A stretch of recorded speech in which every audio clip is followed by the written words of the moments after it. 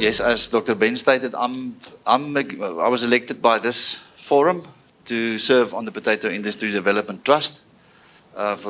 This is my second term, and I just need to briefly give feedback to the forum on matters of the industry, just what it comprises, and the detailed financial discussions will come from the CFO in his report a little bit later. Can I? Yes. Okay. So that's my. So, ladies and gents, this handsome group here is the Potato Industry Development Trust. So we're 5 currently. Dr. Ben Pieterse, nominated by the Potato Research Committee. He's also our chairman currently. His term ends in June, I think it's 2024. Dr. Ben, is that correct? 2023? As far as I know, it's 24. So that's Dr. Ben Pieterse. He's here. He's our acting chairman at the moment. Then we have our new chairman of the Potato South Africa board, who was elected during the National Congress last year in September, Mr. Gert Bester. Then we have our nominee from the Minister of Agriculture, Forestry and Fisheries. It's actually now Dalo, I think, which is Nokanyo Makeba. She's sitting here. And then that's myself there. And then we have Mr. Martin Fourie, who is a chartered accountant, who is also nominated by this forum. So, and these are the terms. My term expires in 2024, as well as Martin's. And then Nokanyo in 2024, and then Gert Bester's also in 2024. If we look at the committees that we have within the PIDT, we used to have a separate risk and audit committee for the trust, and a separate one for Potato South Africa.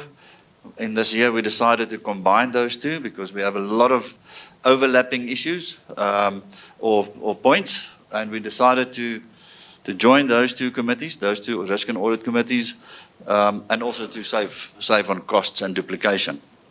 Then we have the Research and Technical Advisory Committee that's been terminated, and those functions are absorbed within the other committees. And then we have the Bursary Committee and the PIDT Transformation Advisory Committee. So these are the committees that is part of the Potato Industry Development Trust. So the Marketing of Agricultural Produce Act stipulates that the minister shall only consider a request for the establishment of a statutory measure if the request is consistent with Section 2. So how the Potato Industry Development Trust money is generated is through a statutory levy, which is regulated by the MAP, and it's also there are very strict prescriptions from the NAMC on how those money should be used. And the CEO will elaborate, and the CFO will elaborate exactly on the percentages of those, the fees there. So the objective is to increase market access for all market participants. It is to promote the efficiency of the marketing of agricultural products, and it's to optimize export earnings from agricultural products, and then to enhance the viability of the agricultural sector. So if we look at the role of the statutory measures, so the statutory measures that we resort under as the PIDT constitute a powerful mechanism for each agricultural sector. There are a few different sectors, and that is to organize the industry. It's to grow the industry. And there will be more focus on that in the other reports, to have funds to pay for core functions, to increase the competitiveness of the industry. And I think as Potato South Africa, we are very successful in that. I think it's one of the strong organizations that are really run by good governance, and we've got a very good board of directors and capable team, as you can see with the level of expertise we had around the table today. The statutory measures in South Africa is in line with most developed countries. So this is the application of our retail funds. During the 2019-2020 financial year, with COVID, there was a lot of money that was retained that we couldn't spend because of COVID, because of the pandemic. And those funds were carried over, and in all the different divisions, it was made certain that those money actually get spent at the end of the day.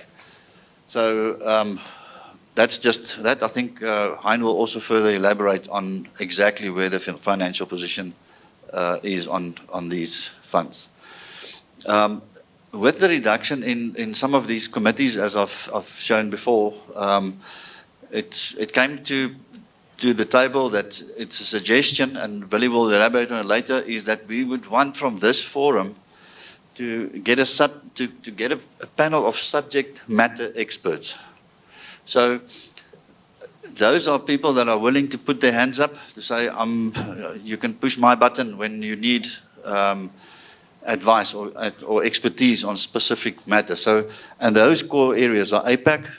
Francois is here from APAC, bag manufacturers, consumers, exporters, input suppliers, labor, marketing, fresh produce markets, that's then the market agents and the market processors, and then producers, both commercial and seed producers, and then quality control institutions and retailers.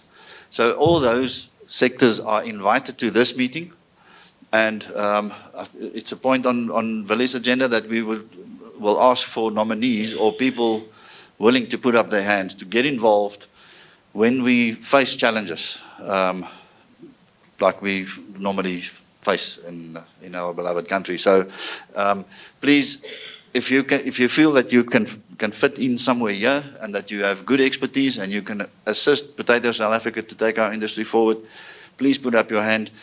We're not going to overwork you. You'll be called upon once or twice a year to maybe sit in on a meeting or sit in on a video conference and add your value to that. So please, I'm asking you to consider as well. And that's my presentation. I would like to thank my co-trustees. I would like to thank our chairman for his leadership. I would like to thank Potato South Africa for doing a stunning job. And I would like to also thank this forum here for putting their trust in me for the last 5 years to sit on the trust. I will be up for replacement next year, and we'll discuss that as well. So I truly believe that I speak on behalf of the role players in the industry who benefited by the projects approved by the trust. So thank you very much. If there are any questions, I'll gladly take it. Can I just get that slide back? Distribution? Is that in terms of logistics? Willie, help me here. We can even, if it doesn't fall under one of these, we can actually even put it in. Chair, I think the logistics are actually, I would say, integrated in each one of these parts of the value chain. The fact that we haven't isolated that one is not really, because I'll also show the contribution of the different, I would say, segments of the value chain, also to see where they link in, and actually the cost or the value to the full chain in one of my slides as well. Right.